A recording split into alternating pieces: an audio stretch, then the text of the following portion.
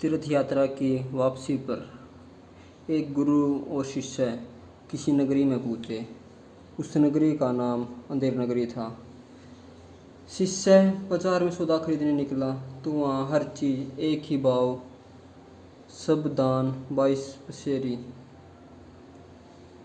बाजी टके शेर और मिठाई भी टके शेर। शिष्य और चीज़ें खरीदने के झंझट में क्यों पड़ता, 1 टके का शेर भर मिठाई खरीद लिया और बहुत खुश होकर अपने गुरु से बोला, गुरुजी यहाँ तो बड़ा मज़ा है, खूब सस्ती हैं चीज़ें, सब टके शेर। देखिए 1 टके में यह शेर भर खाजा यानी मिठाई लाया हूँ। हम तो अब कुछ दिन यहीं मौज करेंगे, छोड़िए तीर्थ यात्रा, यह सुख और कहाँ मिलेगा। गुरु समझदार थे, बोले, बच्चा इस नगरी का नाम ही अंधेर नगरी है, यहाँ रहना अच्छा नहीं, जल्दी भाग निकलना चाहिए यहाँ से। वैसे भी साधु का एक ठिकाने पर जमना अच्छा नहीं।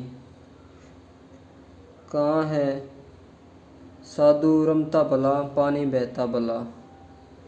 पर शिष्य को गुरु की बात नहीं भाई। बोला, आपने राम तो यहाँ कुछ दिन जरूर रहेंगे। गुरु को शिष्य को अकेले छोड़ जाना उचित नहीं लगा। बोले, अच्छा रहो और कुछ दिन, जो होगा भुगता जाएगा। अब तक शिष्य अंधेर नगरी का सस्ता माल खा खा कर खूब मोटा हो गया था। उन्हीं दिनों एक खूनी को फांसी की सजा हुई थी, पर वह अपराधी बहुत दुबला पतला था। फांसी का फंदा उसके गले में ढीला था। इस समस्या से छुटकारा पाने के लिए राजा ने कहा कि जिसकी गर्दन मोटी है उसे ही फांसी लगा दो।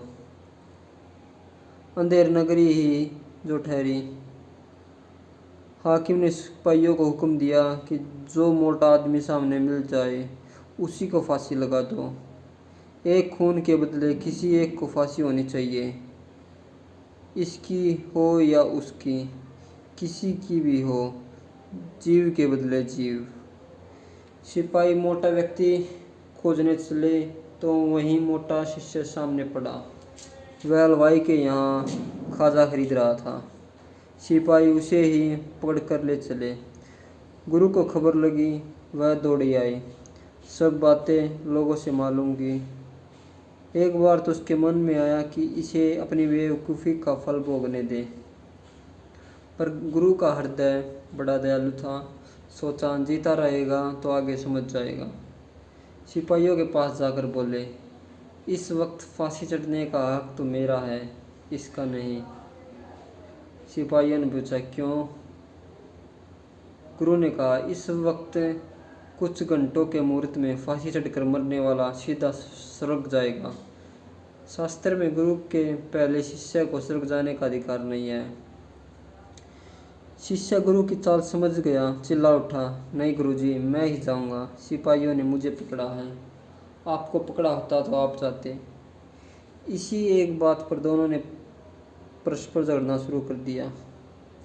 सिपाही हैरान थे, भीड़ इकट्ठी हो गई। फांसी चढ़ने के लिए झगड़ा वहाँ के लोगों के लिए एकदम नई बात थी। जल्दी ही यह बात राजा के कानों तक पहुँची। राजा ने कहा, यदि ऐसा मुहूर्त है तो सबसे पहला अधिकार तो राजा का ही होता है और उसके बाद कर्म उसके उच्चाधिकारियों का। गुरु शिष्य बतलाए कि साधु के रहते स्वर्ग में जाने का अधिकार किसी दूसरे को कदापि नहीं है, पर किसी ने एक न सुनी। सबसे पहले राजा और फिर एक एक करके कई मंत्री अधिकारी फांसी पर चढ़ गए। गुरु ने सोचा कि अब ज़्यादा मनुष्य हत्या नहीं होनी चाहिए, तो अफसोस करते हुए बोले, अब तो स्वर्ग जाने का मुहूर्त समाप्त हो गया, इसके बाद फिर कोई फांसी न चढ़ा। तभी गुरु ने शिष्य के कान में कहा, अब यहाँ से जल्दी से निकल भागना चाहिए। देख लिया ना तुमने कि अंधेर नगरी में कैसे कैसे बेवकूफ़ रहते हैं।